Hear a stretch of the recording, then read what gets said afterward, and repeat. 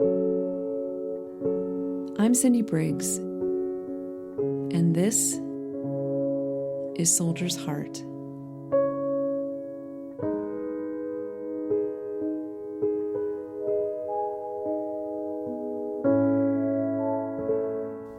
By May of 1945, the war in Europe was coming to a close. For my grandfather's division, the 3rd Armored, the end was quiet. Fighting ceased a few days ahead of Germany's surrender. The men simply waited, their vehicles parked in tidy lines in green fields, the trees blooming to life around them, the birds singing. In the midst of that beautiful spring, Hitler committed suicide on April 30th. By May 8th, it was over. The war in the Pacific, of course, raged on. There were no green fields or gentle birdsong, only jungle and endless ocean, and eventually, 2 atomic explosions that ended so much for so many. On August 15th, 1945, Japan surrendered. For the first time in years, the young Americans allowed themselves to dream of home. But after all they'd experienced, would it ever be the same?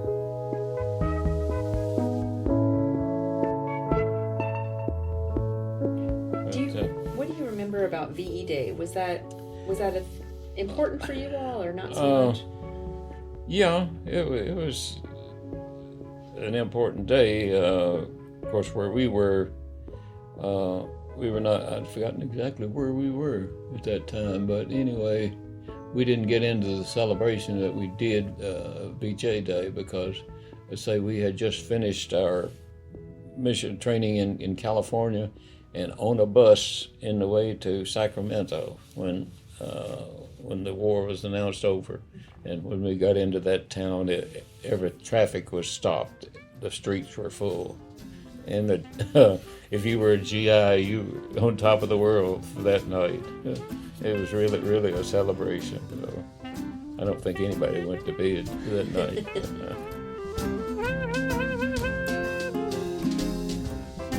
Of course, coming home,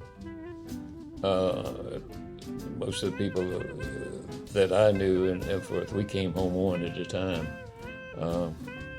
I came when we got back to the States and did that training, and right after, a few days after the war was over there in California, we were sent back to, or I was sent back here to Greensboro. They had what they call the ORD, the Overseas Redistribution Center here at Greensboro, and that was a good time for a couple of weeks. I was out there.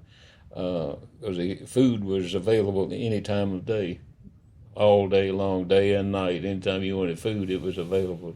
If you wanted a steak, you could go in and get it, or anything else. But and to be reassigned, I was about to be sent back to California.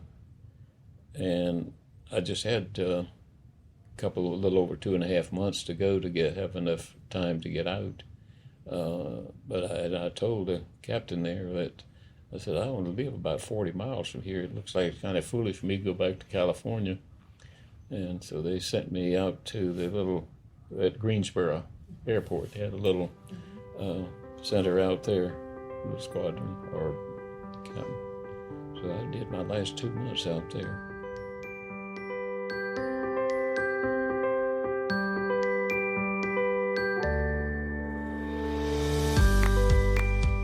I was standing guard duty in Bremerton, Washington, when, everybody, you could hear all this noise in the shipyard because they were putting together ships, fixing them.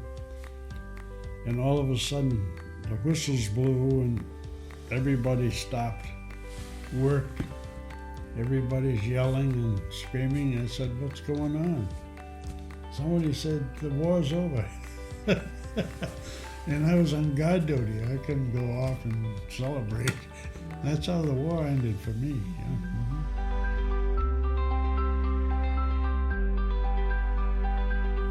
Finally, I got a notice saying, oh, you're getting discharged, So I said, oh, great, So I got on the troop train, and I had to go all the way across the country to Lido Beach in New York.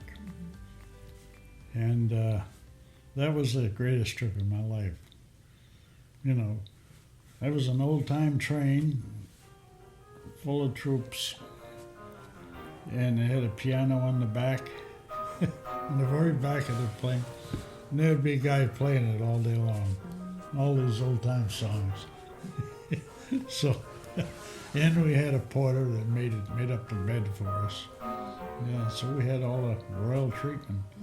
And it stopped at every little place to let people off. So when we got there, the townspeople always had a band and people handing you donuts and coffee and so forth, all the way across the country.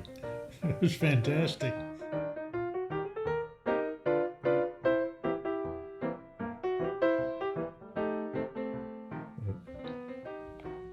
I got back into San Francisco.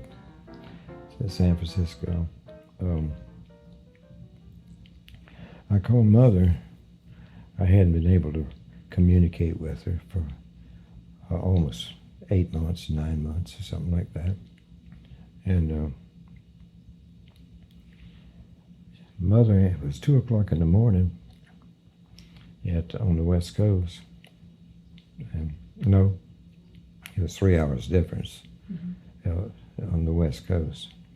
And Mother answered the phone. It was early in the morning. And I said, Mother, this is Ted. And she said, no,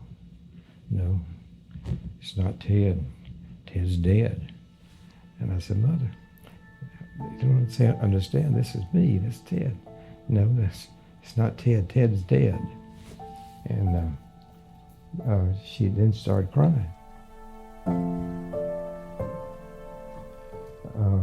What had happened was the USS Abilene, which was a destroyer, full destroyer, as a real fighting ship. The two were spelled exactly the same, so when they released it to the Navy press, they had our ship sunk and the other one still living. Wow. And that was why Mother had not heard from me. There was no email going out. There was no email coming in.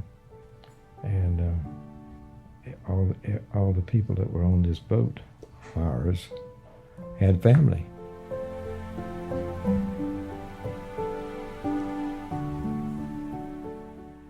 Did your family know anything about the danger that you were in? Did they ever hear about that? While you were... Well, my mother got a little scared at one time because she had picked up a sailor in New London.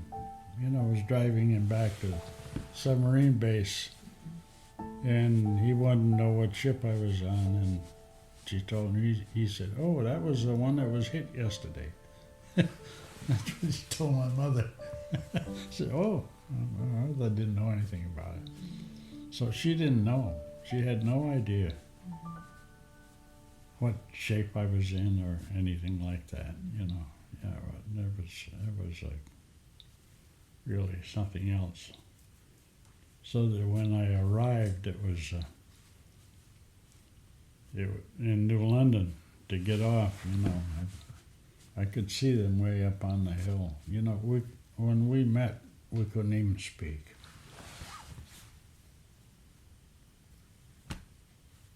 Yeah. It was just like that, you know. Couldn't say a word till we got all the way home. Yeah, it's amazing.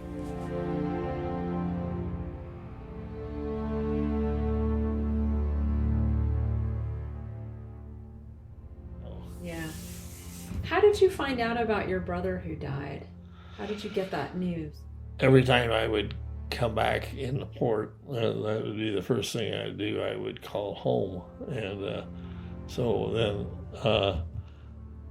I called home, and then my mother and dad told me that they had just got word, and so then I came home as soon as I could. I had arranged my transportation to get home, and so I was really home well, at the same time, my folks that heard about it, and so it was kind of a comfort to them that there was at least one of us there, you know. Sure. But anyway, I guess we're pretty lucky that we only lost one out of the four. There's people, you know, there was families that lost, you know, like maybe 3 or 4 out of a family or something.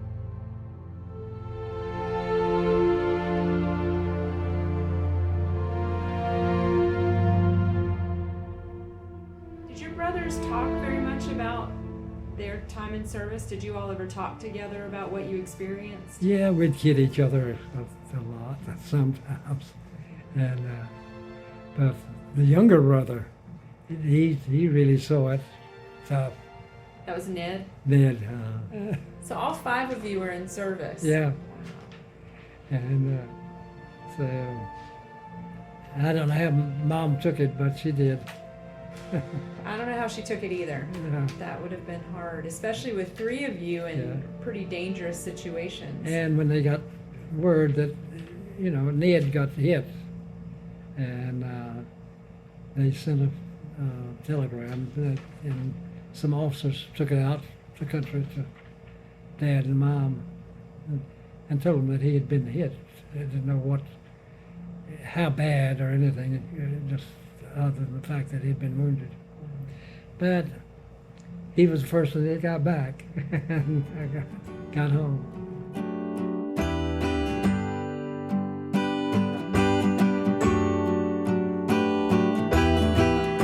See, we were never considered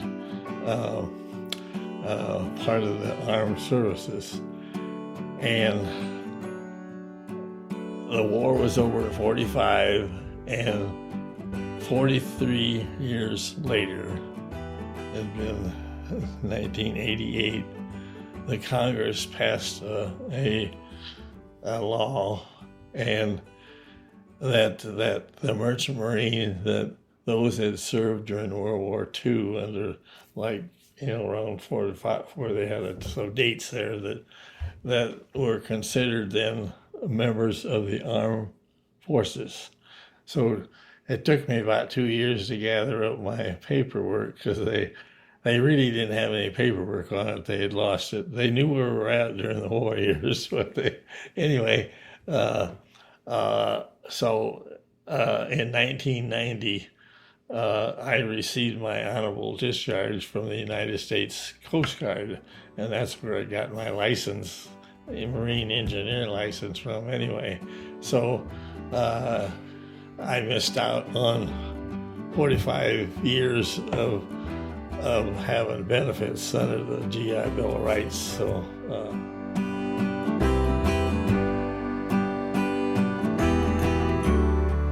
Thank you to the veterans who shared their stories for this chapter. John Caudle, Army Air Corps. Jack Desley, Navy. Ted Holliday, Navy.